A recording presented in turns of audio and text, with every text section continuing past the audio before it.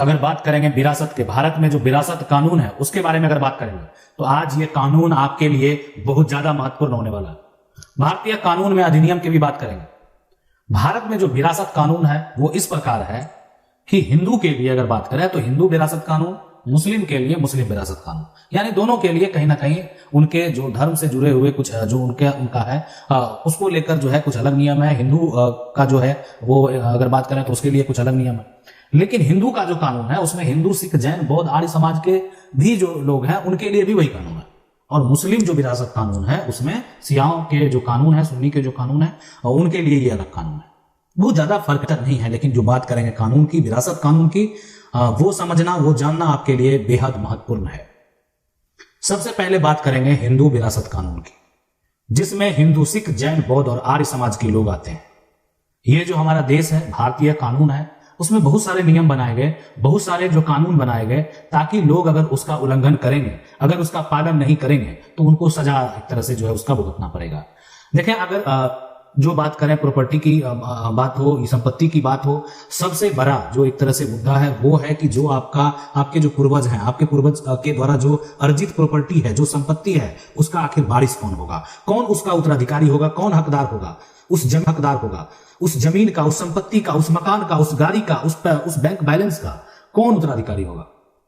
अब है कि उसको उत्तराधिकारी की अगर बात करें तो हिंदू विरासत कानून में जो है उसको दो क्लास बना दिया गया। ठीक है, एक तरह से क्लास 1 बना गया और दूसरा जो बना वो क्लास 2 बना दिया गया। अब है कि देखें, क्लास 1 में जो आएंगे, ये हिंदू में क्लास 1 में जो आएंगे वो अगर वर्तमान में हैं, ठीक है, वर्तमान में अगर वो मौजूद है तब तो उसी को संपत्ति मिलने वाला है, क्लास 2 को नहीं मिलेगा। लेकिन अगर क्लास 1 के उत्तराधिकारी जो है वो नहीं है, मतलब है ही नहीं, जिसका संपत्ति है उसका क्लास 1 के जो है उत्तराधिकारी नहीं है, तो फिर डायरेक्ट क्लास 2 को मिलेगा।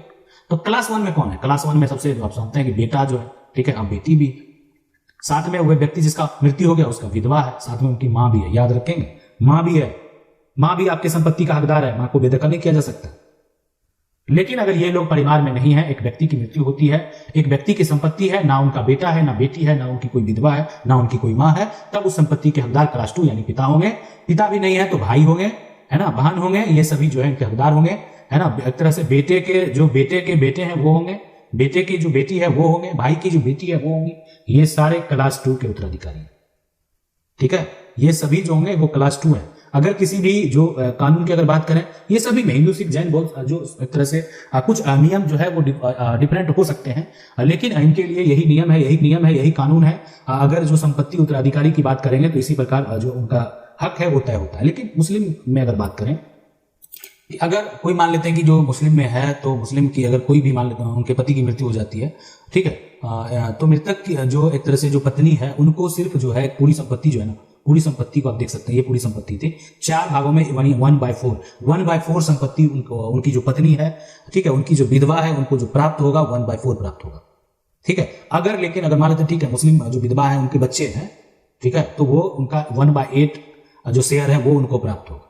तो कहीं ना कहीं अंतर, डिफरेंस है, बदलाव। अभी देखें, जो समान कानून है हो सकता है लागू होता है, तो ये भी अगर ये कानून जो है जो लागू होता है, समान नागरिक संहिता अगर लागू हमारे देश में कर दिया जाता है, तो यहाँ पर ये होगा कि जो भी कानून है, जो पहले का कानून है, खास करके प्रॉपर्टी को लेकर, संपत्ति को लेकर, हक को लेकर, वो सभी के लिए समान हो जाएगा।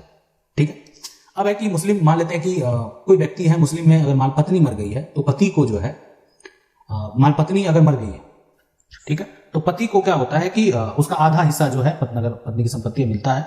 उसके बच्चे जो है अगर मान लेते नहीं है उसी केस में, लेकिन बच्चे हैं तो उनका जो है एक 1/4 चौथाई जो है वो मिलता है। ठीक है, अब है कि बात करें सबसे पहले जो इस्लाम का कानून है, तो उसमें जो संपत्ति का बंटवारा की अगर बात करें, ठीक है, तो पत्नी, माँ और बच्चे के बीच जो है वो बंटवारा होगा। जो बचा संपत्ति है उसे अलग श्रेणी में जो है रखा जाएगा, और जो अलग श्रेणी के लोग हैं उसमें जो आने वाले लोग हैं उसमें बांटा जाएगा। विरासत कानून में जो अगर बात करें तो ईसाई के लिए, ठीक है, पारसियों के लिए, है ना, ये सभी के लिए, ईसाई हैं, पारसियों के लिए, सभी के लिए जो है अलग नियम है, अलग जो है यहाँ पर अलग नियम है। ये बात याद रखें, सभी के लिए जो नियम है वो अलग अलग है।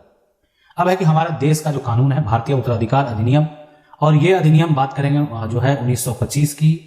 ठीक है, अब इसमें हम आपको डिटेल से बताते हैं, एक बार इसको अच्छे से समझ लें। हमारे देश में जो कानून है वो कानून है भारतीय उत्तराधिकार जो है यहाँ पर अधिकार अधिनियम, भारतीय उत्तराधिकार अधिनियम है ना 1925। अब इसमें जो है ये 1925 में अगर बात करें, ये कानून है, इसमें जो सेक्शन है यानी धारा जो एक तरह से बात करें सेक्शन 31 से जो है यानी धारा 49 तक अगर बात करें, ठीक है 49 तक जो है इसमें क्या वर्णन किया गया, इसमें ईसाई का जो कानून है, ईसाई कानून का वर्णन किया गया है। लेकिन इसी में अगर बात करें जो धारा 50 से जो है अगर आप 56 तक अगर देखें, ठीक है, तो इसमें जो वर्णन किया गया है वो पारसियों के लिए जो है बताया गया है।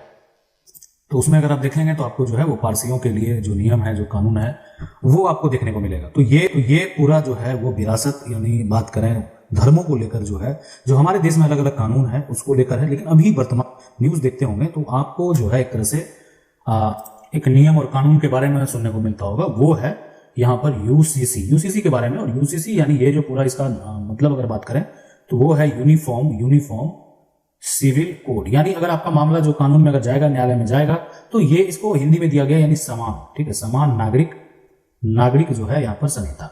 मतलब आप अब जो है किसी भी धर्म से अगर बिलोंग करते हैं, हमारे देश का जो कानून होगा वो आपके लिए एक होगा। मतलब अगर जब भी अधिकार की बात की जाएगी, संपत्ति का अधिकार हो या कोई अन्य अधिकार हो, तो वहां पर ये जब अगर ये लागू हो जाता है तो आपके अधिकार उसी प्रकार से हो जाएंगे जैसे वर्तमान में अगर बात करें आज जो देखते हैं कि हिंदू का जो अधिकार है, कानूनी अधिकार है, इस प्रकार से यानी सभी का जो अधिकार हो जाएगा वो।